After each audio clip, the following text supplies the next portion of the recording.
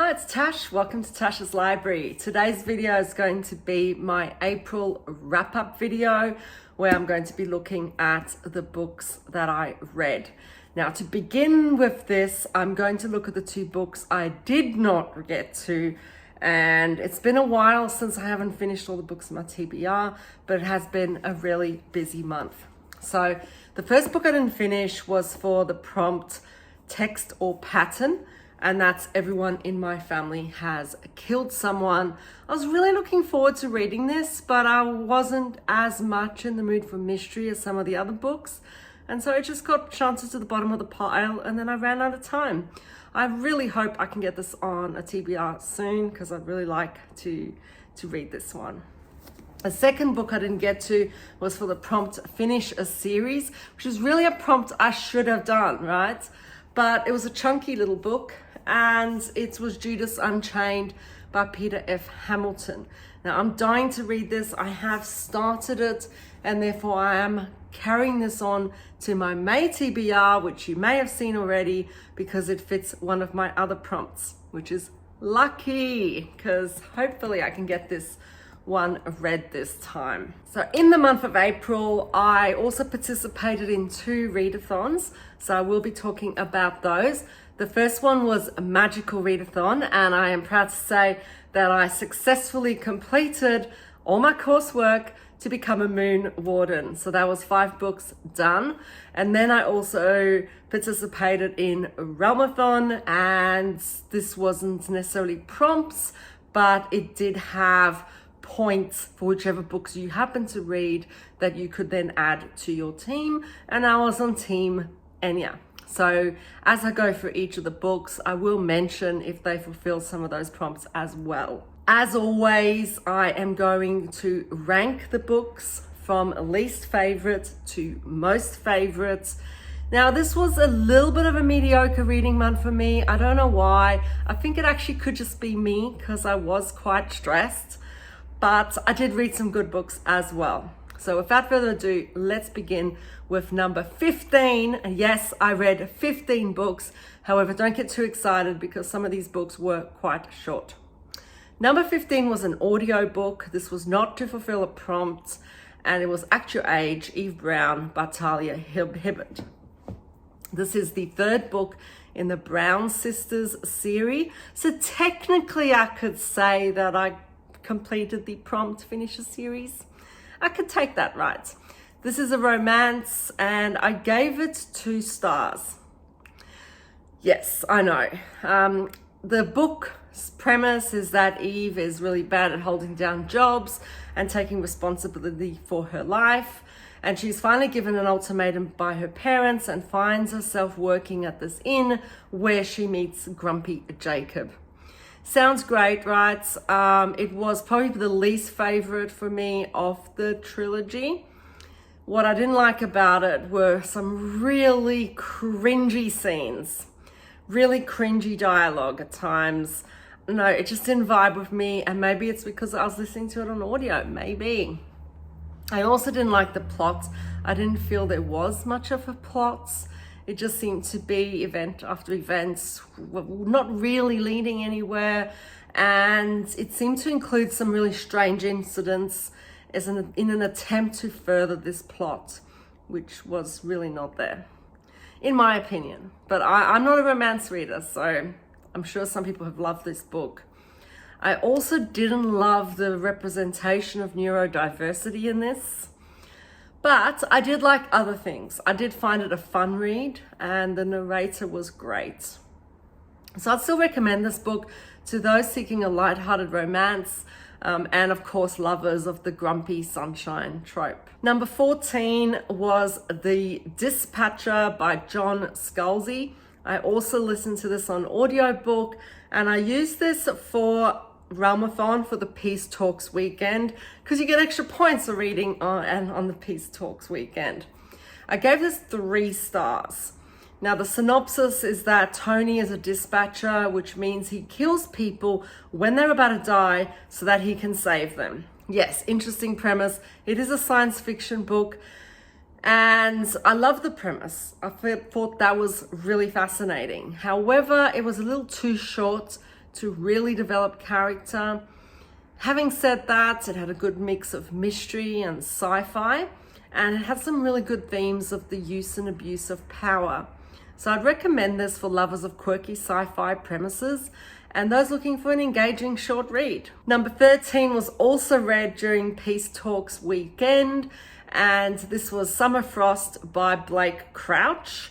It's once again a science fiction book, which is part of the Ford collection. I did read this on Kindle and gave it 3 stars. The premise is that a video game developer becomes fixated on the AI in his company's new project. What I didn't like about this was the characters. I really disliked the characters in this and found that there was actually very little characterization for the reader to really become involved or attached to any of them. What I liked, however, was the fascinating thought-provoking premise and the themes exploring the virtual world versus the real world.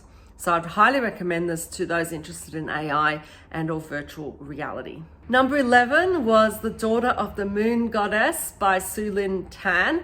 This was to fulfill the prompt female author. However, it also fulfilled one of my magical readathon prompts, and that was for elemental studies, which required a book with flowers on the cover. It is the first book in the Celestial Kingdom duology, and once again I read this in ebook and I gave it 3 stars. The synopsis is that Xing Yin, the protagonist, goes on a quest to save her mother, the moon goddess, from captivity. What I didn't like about this book is that the protagonist was a bit of a Mary Sue. She was just good at everything she tried, and that really annoys me. There were also quite fragmented plot points. So at times you're getting engaged in a particular plot and all of a sudden it turns, but it's not that that plot changes, it's just that something else gets introduced. And I found that a little bit jarring. However, I did like some of the plot twists that did come up. I loved the Chinese inspired world building that incorporated Chinese myth. And I quite enjoyed the exploration of the theme of duty and loyalty. So I'd recommend this for lovers of fantasy romance and love triangles, and also for those who enjoy retellings and Asian-inspired settings. Number 10 was Harry Potter and the Goblet of Fire by J.K. Rowling. Once again, this is the 4th year that Harry is at Hogwarts. And yes, it's a sort of middle grade YA fantasy, and I listened to this on audiobook. I gave it 4 stars. What brought it down for me was I'm really not liking Harry once again on my new reread. And I'm starting to notice even more and more plot conveniences that don't quite make sense. What I loved about this, though, is just that cozy time with those well-known, loved characters, that sense of nostalgia, such a fun read with some increasing tension and stakes in this book as well. I would recommend this for any lovers of magical school settings. Number 9 was A Prelude to Ashes by Tiago Abdallah. And this is the prequel to the Ashes of Averin series. So it's a fantasy that I read an ebook and I gave it 4 stars. Now, this fulfilled one of my magical readathon prompts, which was restoration, where you close your eyes and point. And this was the one I pulled, which was quite cool. And I also used this for Peace Talks for Realmathon. It's pretty much the way I describe this is epic fantasy meets Romeo and Juliet. What I didn't like about it was I found the pacing a bit rushed and it was plot driven rather than character driven. And I know that's just about me. I also feel that maybe this wouldn't have bothered me as much if I'd actually read A Touch of Light first, because I guess there's a possibility that some of the world and the characters and things might have been developed a bit further, and then this would have just been a nice little prequel.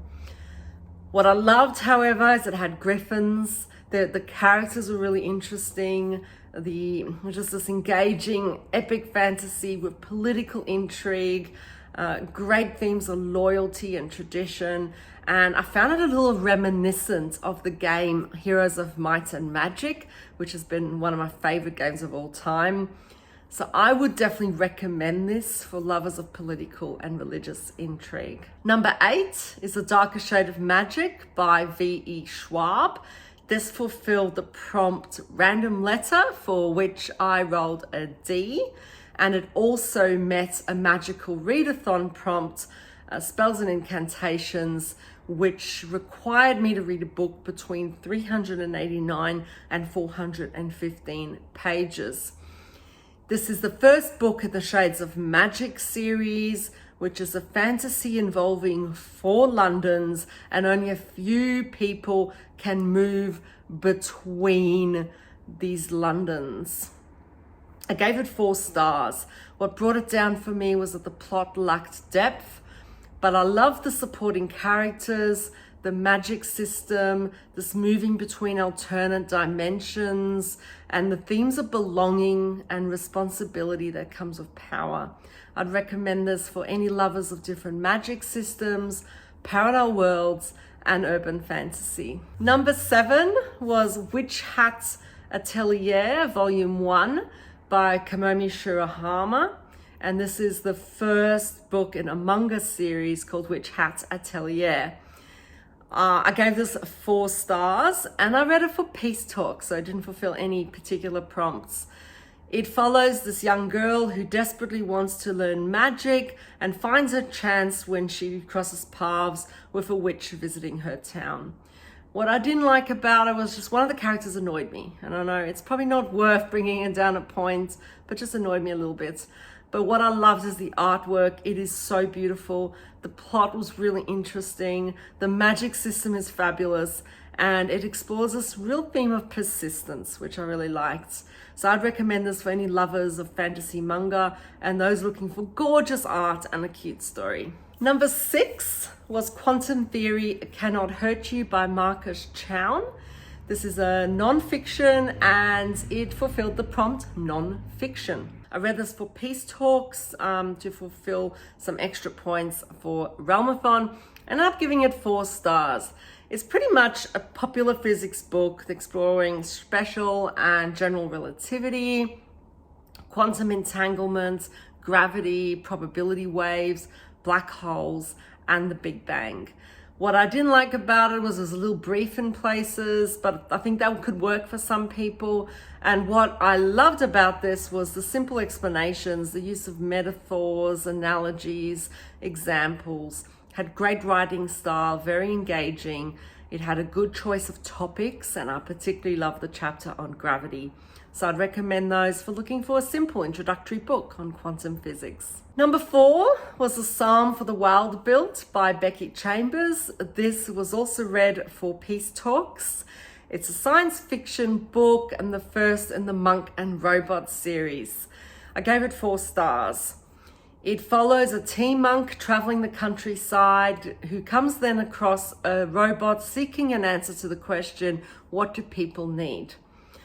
I didn't love the ending for this one. It felt a bit rushed in comparison to the almost meditative pace of the rest of the novella.